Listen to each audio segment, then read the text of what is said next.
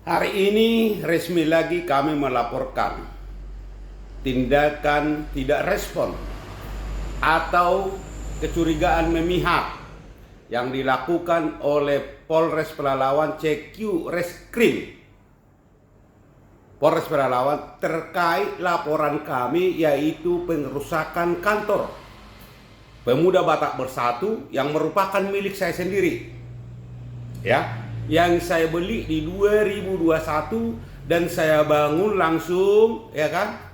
Dilakukan pengerusakan oleh oknum polisi AKP Parijal di November 2023. Terkait ini kami sudah melakukan segala langkah-langkah hukum, akan tetapi tidak direspon. Oleh karena itu, hari ini kami resmi lagi melaporkan, ya, yang pertama ke Kadif Propam Polda Riau, ya kan. Yang kedua Irwasda Polda Riau. Yang ketiga Irwasum Mabes Polri. Yang keempat Kepala Divisi Propam Mabes Polri. Yang kelima Kapolda Riau. Yang keenam Kepala Kepolisian RI. Yang ketujuh Komisi 3 DPR RI. Yang keempat Menko Polhukam, ya. Dan surat ini juga kami tembuskan kepada Ombudsman, baik itu Ombudsman RI dan Ombudsman Provinsi Riau. Saya memang saya yakin surat ini tidak ada gunanya. Surat ini tidak akan bernilai apa-apa kepada orang atau institusi yang saya laporkan ini. Tetapi ini saya lakukan sebagai persyaratan, ya, atas saya menuntut hak saya untuk dilindungi oleh negara, ya, terkait dengan pengerusakan yang dilakukan oleh AKP Parijal. Saya sudah berulang kali menyampaikan, baik kepada Kapolda, baik kepada Direskrimum, baik kepada Kapolres Pelalawan, baik kepada Kasat Reskrim.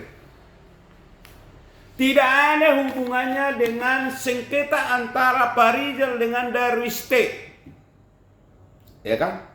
Saya membeli tanah itu dari Darwis T. Urusan sengketa antara Parijal dengan Darwis T itu urusan mereka, bukan urusan saya. Kalau saya dianggap melakukan perbuatan melawan hukum, menduduki, katakanlah demikian, lantas mereka tidak berhak untuk melakukan pengerusakan. Mereka tidak berhak untuk melakukan pengerusakan. Yang bisa dilakukannya adalah melaporkan saya ke pihak berwajib atau mengajukan gugatan ke pengadilan negeri. Ya, saya juga sudah berdiskusi dengan seluruh ahli pidana dan juga kepolisian yang lurus. Ada yang jenderal, Pak. Mereka sependapat dengan kita. Perbuatan yang dilakukan Parijal itu merusak bangunan saya adalah perbuatan melawan hukum pidana. Apalagi ini dilakukan secara bersama-sama.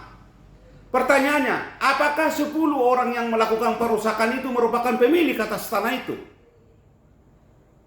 Sehingga kepolisian Negara Republik Indonesia CQ Reskrim Pelalawan mengabaikan laporan saya yang sudah 1 tahun lebih. Ya, ini negara hukum, Pak. Yang saya tuntut itu adalah hak saya. Hak saya untuk dilindungi negara.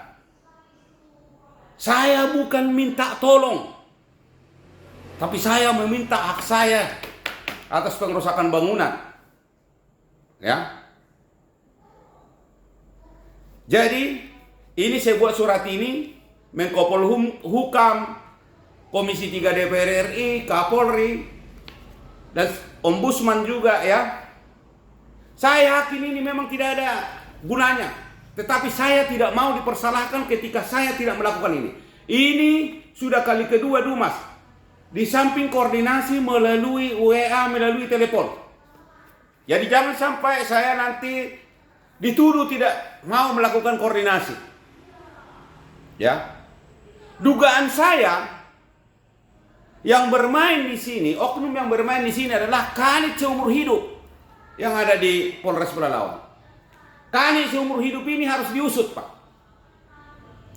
Saya menduga kanit seumur hidup ini yang bermain. Karena kemarin waktu saya di ruangan Kasat Reskrim bersama kanit seumur hidup ini, jelas unsurnya terpenuhi katanya.